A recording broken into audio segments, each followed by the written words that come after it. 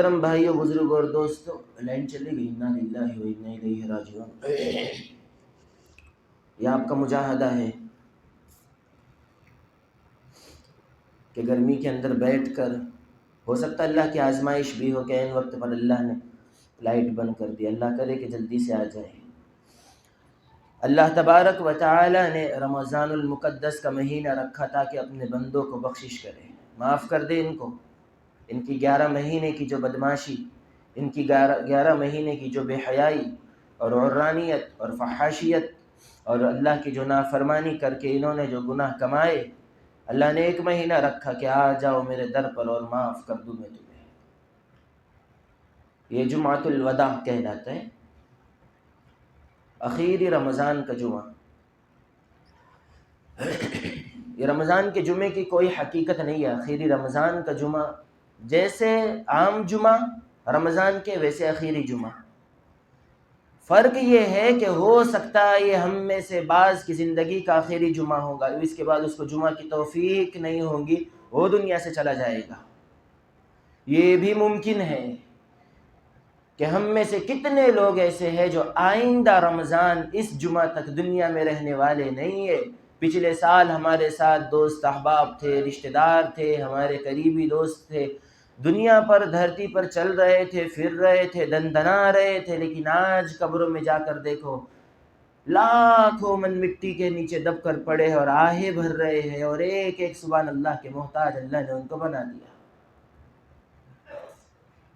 اور آئندہ سال ایسا ہوگا، ہم میں سے بعض کتنے لوگ دنیا میں آئیں گے اور کتنے چلے جائیں گے۔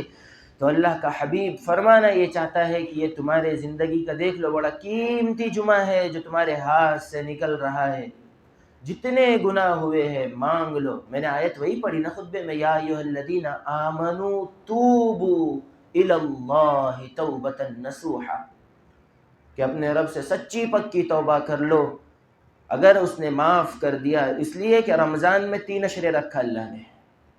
رحمت کا پہلا 10 دن خوب رحمت برستی ہے، خوب رحمت برستی ہے۔ اب جس کے ذمے گناہ ہے ہی نہیں، وہ توبہ کرتے رہتا، توبہ کرتے رہتا، تو اس کے لیے الحمدللہ لک الحمد علی کل حال۔ تو جس کے ذمے گناہ ہے ہی نہیں تو اس کے لیے تو پھر شروع سے ہی رحمت رحمت رحمت، یہ بارش ہو رہی ہے رحمت کی۔ اور پھر دوسرا عشرہ اللہ نے رکھا مغفرت کا، جس کے ذمے چھوٹے موٹے تھوڑے بہت گناہ تھے تو اللہ پہلا عشرہ اس کو گھماتا ہے دھوپ میں، اس کے روزوں کی برکت سے اس کے گناہوں کو جلاتا ہے، پھر دوسرے عشرے میں جا کر کے اس کی مغفرت ہوتی ہے۔ اور تیسرا یہ آگ سے خلاصی، نجات کا ہے عشرہ۔ جو بہت بڑا گناہگار تھا، جو شراب بھی پیتا تھا، زنا بھی کرتا تھا، ماں باپ کی نافرمانی بھی کرتا تھا، جھوٹ بھی بولتا تھا، بے حیائی بھی کرتا تھا، عرانیت بھی، ہر گناہ اس کے اندر موجود تھا، بڑا گناہگار تھا یہ، تو اللہ تعالیٰ نے تیسرا عشرہ اس کے لیے رکھا ہے۔ پہلے عشرے میں بھی اس کے روزوں کو چیک کرتا ہے، اس کے گناہوں کو جلاتا ہے، پھر دوسرے عشرے میں بھی اس کے گناہوں کو جلاتا ہے، پھر تیسرے عشرے میں ایک رات آتی ہے لیلۃ القدر خیر من الف شہر، پھر تیسرے عشرے میں جا کر بندے کو معاف کر دیتا ہے۔ کتنے لوگ ہیں جو رمضان کی قدر نہیں کی، اب جا رہے رمضان تو آئے ہیں جمعہ پڑھنے کے لیے، رمضان میں 3 جمعہ گزرے، کسی جمعہ میں میرے آنے سے پہلے مسجد اتنی نہیں بھری جتنی آج بھری ہے۔ تو کیا سوچا ہم لوگوں نے کہ مسجد میں 15 منٹ پہلے جائیں گے تو ہماری بخشش ہو جائیں گی؟ نہیں۔ اگر یہ ہمارے ذہنوں میں ہے کہ 15 منٹ پہلے ہم آخری جمعہ میں جائیں گے، بیٹھ جائیں گے، نہیں، اگر 15 منٹ پہلے آپ آئے، رب کبریائی کی قسم اگر آپ نے سچی پکی توبہ اپنے مالک سے کی تو یہ یاد رکھنا میرے جملے قیامت تک کے لیے، اگر آپ نے میرے آنے سے پہلے جب میں مسجد میں آنے کا تھا، بیان شروع ہونے کا تھا، آپ نے اگر توبہ کر لی تو یاد رکھنا مسجد سے ایسے حال میں نکلو گے گویا ابھی اپنے ماں کے پیٹ سے تم نکلے۔ چونکہ جمعۃ الوداع جو چلا ہے نا مارکیٹ کے اندر کہ اس میں یہ نماز پڑھ لو، یہ درود شریف پڑھ لو، یہ تسبیحات پڑھ لو، یہ نمازیں پڑھ لو، کوئی چیز حدیث سے ثابت نہیں ہے۔ جمعۃ الوداع رمضان کا آخری جمعہ یہ اہمیت اس لیے رکھتا ہے کہ رمضان کا ہر ایک لمحہ اللہ نے قیمتی بنایا، ہر لمحہ، اور اس میں یہ آخری جمعہ ہے، اور جمعہ کے اندر ہر لمحہ اللہ کی طرف سے آواز آتی ہے مانگ لو جو مانگنا ہے۔ روایت کے اندر امام الانبیاء محبوب کبریا جناب محمد عربی صلی اللہ تعالی علیہ وسلم کی ذات اقدس نے ارشاد فرمایا، رمضان کے ہر مہینے میں، رمضان کے سارے مہینے میں، سیکنڈ سیکنڈ میں، لمحے لمحے میں اللہ پاک کی طرف سے آواز آتی ہے، هل تستغفرون، 24 گھنٹے یہی آواز چلتی ہے، رات میں بھی آواز چلتی ہے، دن میں بھی آواز چلتی ہے، جمعہ کو آواز بڑھ جاتی ہے، فرشتہ اعلان کرتا ہے هل تستغفرون،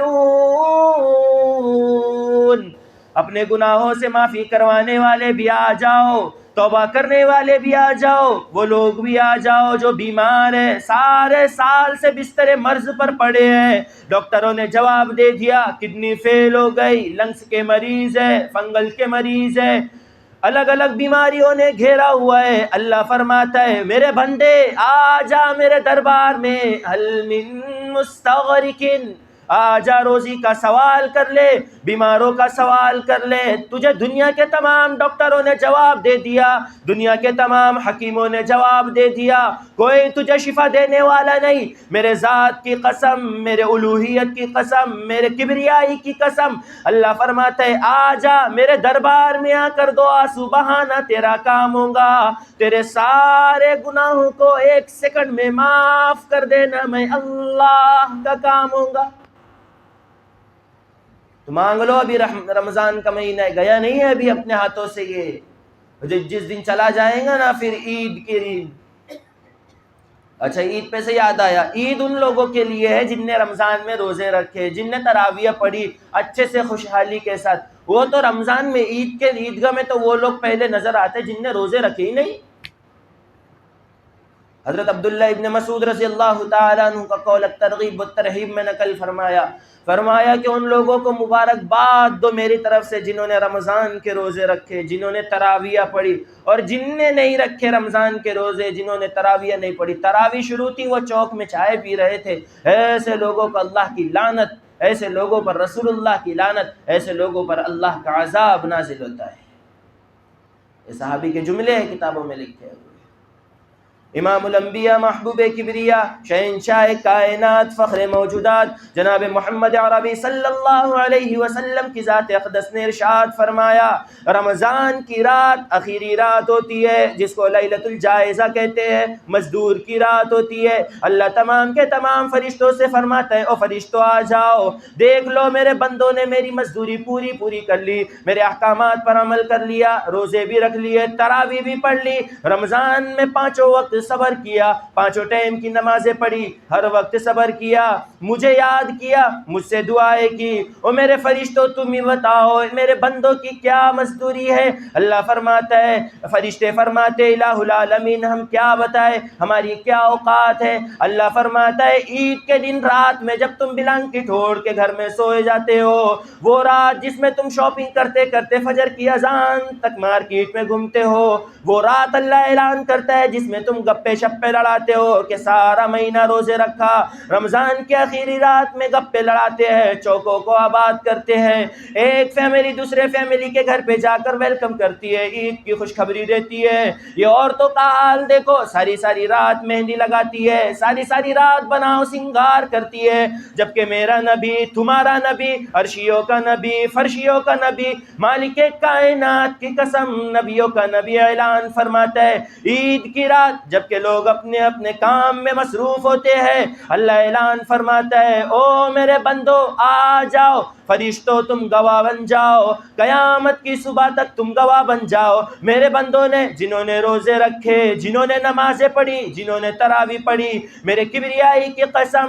میرے الہ العالمین ہونے کی قسم، میرے خالق کائنات ہونے کی قسم، میں نے سارے کے سارے گناہوں کو بخش دیا، اور وہ لوگ جن پر جہنم واجب ہو گئی تھی، میرے کبریائی کی قسم، میں نے جہنم سے نکال کر جنت کو ان پر واجب کر دیا۔ ہم کیا سمجھتے ہیں کہ رمضان کا مہینہ بس آتا ہے چلا جاتا ہے، عام دنوں کی طرح نہیں ہے رمضان۔ رمضان بہت بڑی برکتوں کا حامل ہے، شفقتوں کا حامل ہے۔ ارشاد فرمایا امام الانبیاء صلی اللہ علیہ وسلم کی ذات اقدس نے، رمضان کی ہر رات اللہ 10 لاکھ لوگوں کو جہنم سے آزاد فرماتے ہیں۔ کیا فرمایا؟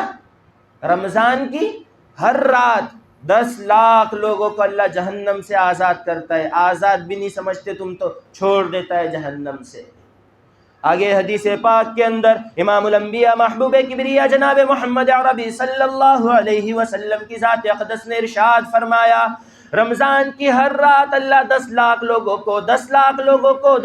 لوگوں کو جہنم سے نکالتے رہتا ہے۔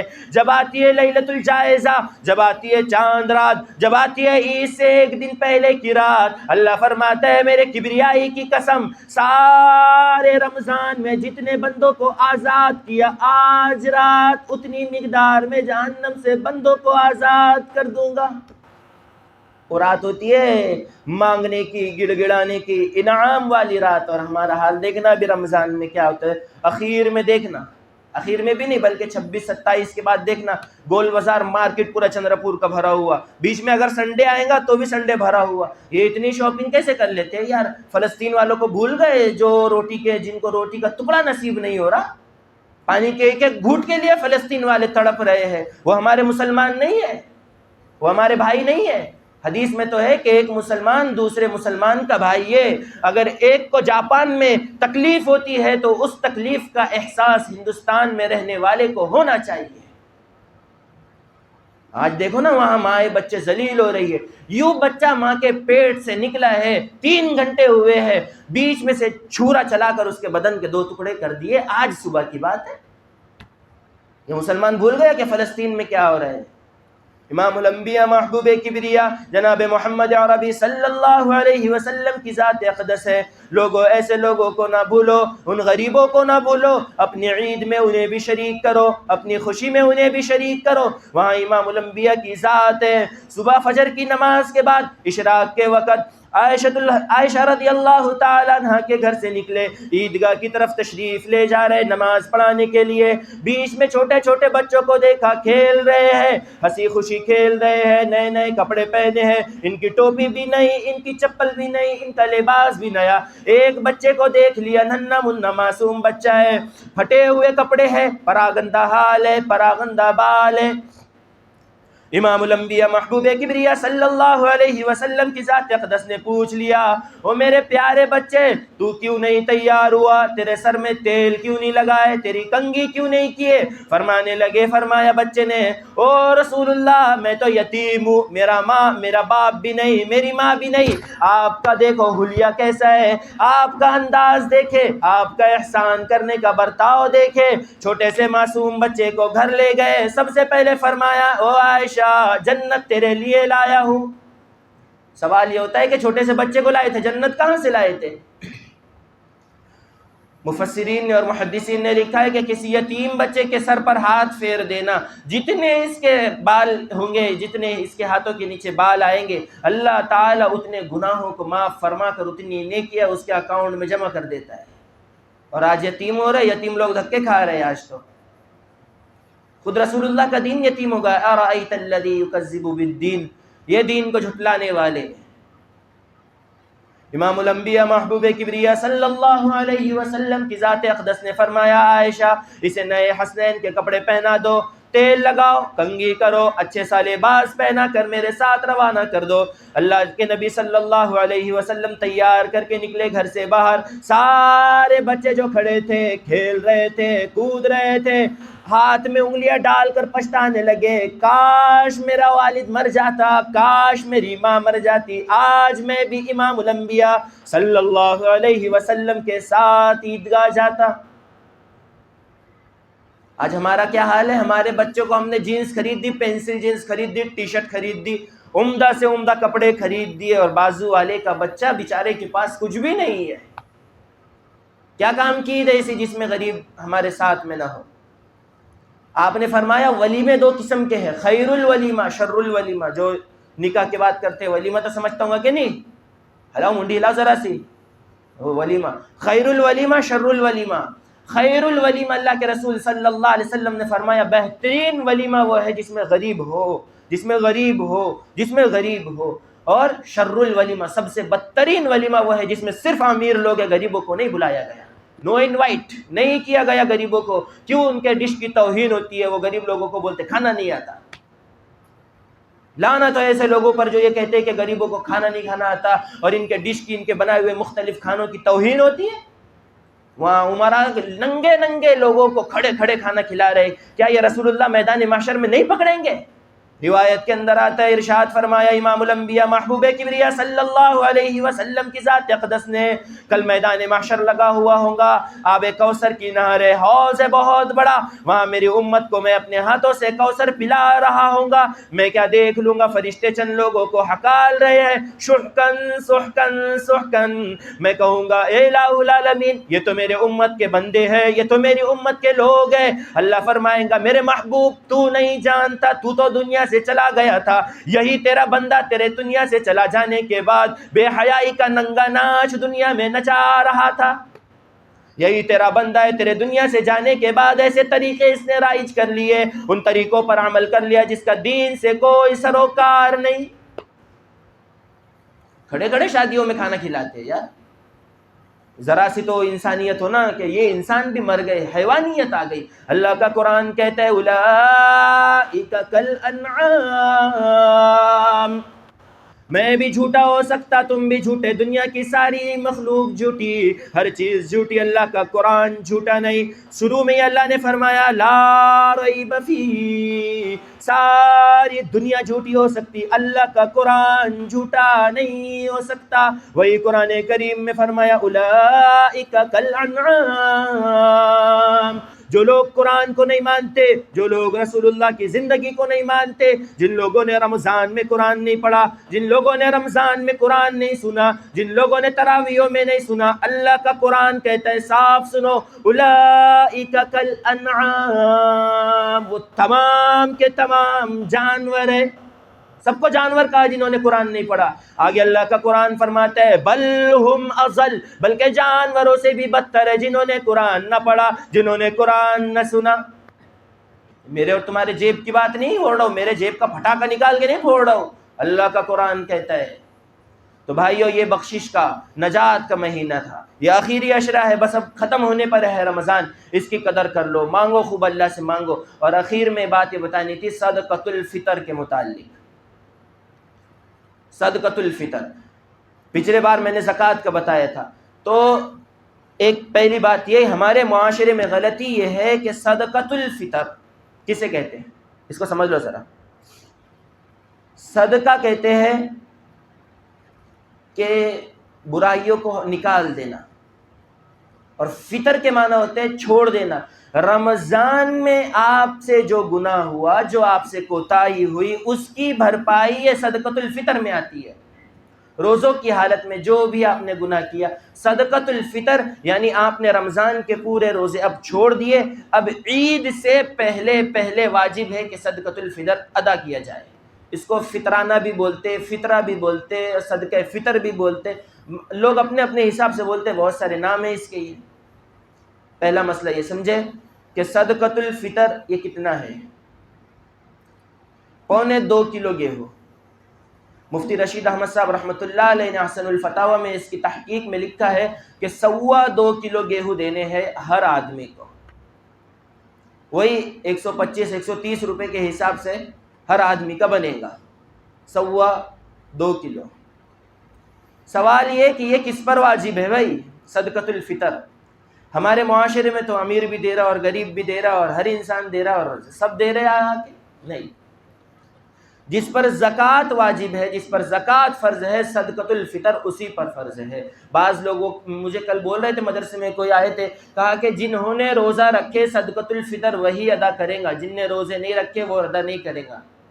یہ بالکل غلط بات ہے. نہیں، جنہوں نے روزے رکھے اور وہ صاحب نصاب ہے. صاحب نصاب کا مطلب دیکھو، اگر کسی کے پاس میں تھوڑا سا سونا ہے، تھوڑی سی چاندی ہے، غور سے سننا، کان کے تالے کھولو اپنے، تھوڑا سا سونا ہے، تھوڑی سی چاندی ہے، تھوڑی سی کیش رقم موجود ہے، تھوڑا سا اسٹاک کیا ہوا مال بھی اس کے پاس ہے، اور یہ چاروں چیزیں ملا کر اگر اس کی رقم 48,000 تک پہنچتی ہے، ایسے آدمی پر زکوٰۃ واجب ہے۔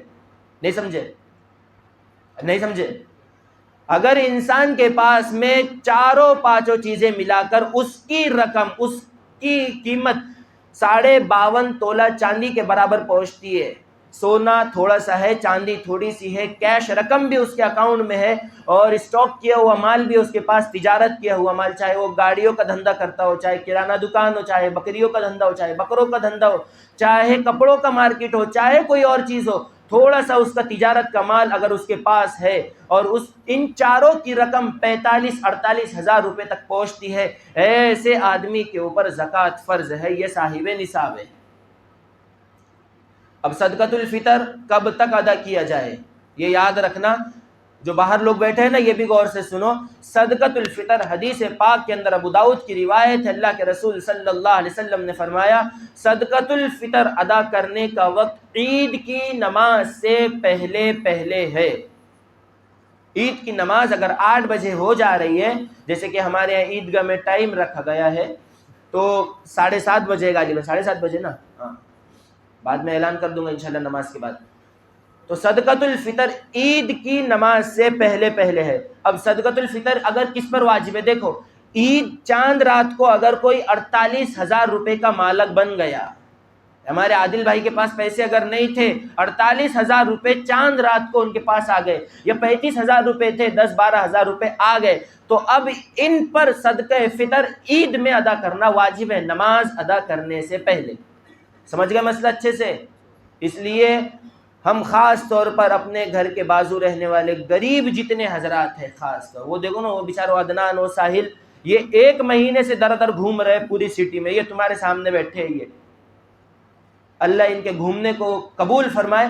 1 لیٹر تھوڑے سے خون کے لیے او پازیٹیو، زیڈ پازیٹیو، کون سے پازیٹیو، یہ ٹھوکریں کھا رہے ہیں روزے رکھ کر کے، یہ سارے سٹی میں گھوم رہے کہ بیچارے بندے کے لیے تھوڑا سا خون کا انتظام ہو جائے، اور اس میں بھی لوگ شوشے چھوڑ رہے کہ یہ کیا کر رہے ہیں، یہ پیسے کھا رہے ہیں، یہ کر رہے ہیں۔ خدا کی قسم اللہ قیامت کے دن جب پکڑے گا تو بہت برا مارے گا۔ تو اپنے بھائیوں کی مدد کرو۔ یہ میں نے بیچ میں دیکھا کٹ بنا بنا کر کے یہ تقسیم کر رہے تھے، تو ایسے لوگوں کے پاس تو خود سے جانا چاہیے، رقم دے کر کے یہ کہنا کہ میرے طرف سے تھوڑے پیسے لو، اور شیرخرمے کا سامان تمہاری نظر میں جو غریب ہے، وہ ساحل کہہ رہا تھا بیچ میں کچھ دن پہلے کہ ہم ایک خاتون کے پاس گئے، وہ خاتون رو رو کر مجھے پکڑ کر کہہ رہی تھی کہ ہماری مدد کرو، ہماری مدد کرو۔ میں زیادہ دور کی بات نہیں، پڑھولی کی بات کر رہا ہوں آپ کے۔ تو مسلمانوں کہاں گئی ہماری غیرت، کہاں گیا ہمارا شعور، کہاں گیا ہمارا جذبہ؟ سخاوت کا مہینہ تھا اور ہم نے پھر اس کو لٹا دیا بے حیائی کے نام پر۔ تو اللہ کے بندو اپنے وقت کو پہچانو، اپنے وقت کی قدر کرو، اور جتنا ہو سکے ابھی عید سے پہلے ہم غربا کی مدد کریں، فقراء کی مدد کریں۔ ہاں، اور وہ فقیر، مسئلہ یاد رکھنا اچھے سے، پچھلے جمعہ میں بھی بتایا تھا، 2 جمعہ سے بتاتے آ رہا ہوں، وہ فقیر جس کے بارے میں آپ جانتے ہیں کہ یہ فراڈ ہے، اس کو پیسے نہ دے، اگر اس کو صدقہ فطر ادا کریں گے صدقہ فطر ادا نہیں ہوگا اگر فراڈ ہے تو، لیکن آپ جانتے ہیں کہ بیوہ ہے، آپ جانتے ہیں یتیم بچہ ہے، آپ جانتے ہیں بہت غریب ہے، تو پھر ان کو خوشی سے ادا کرو۔ میں تو کہتا ہوں 10-50 روپے 500 روپے بڑھا کر ان کو صدقہ دو، خدا کی قسم تم قبروں میں چلے جاؤ گے، ان کی ایک دعا تمہارے بخشش کے لیے کافی ہو جائے گی۔ اس لیے ان لوگوں کا خیال رکھیں، اور جن کو رسید بنانی ہے وہ صدقہ فطر کی، تو یہ مولانا ہے ہمارے، مولانا صاحب کے پاس بنا لینا، یا میرے پاس صدقہ فطر کی رسید بنا لینا، رسید رکھی ہوئی یہاں پر 2 ہفتوں سے۔ اللہ تبارک و تعالی ہم کو کہی ہوئی باتوں پر عمل کرنے کی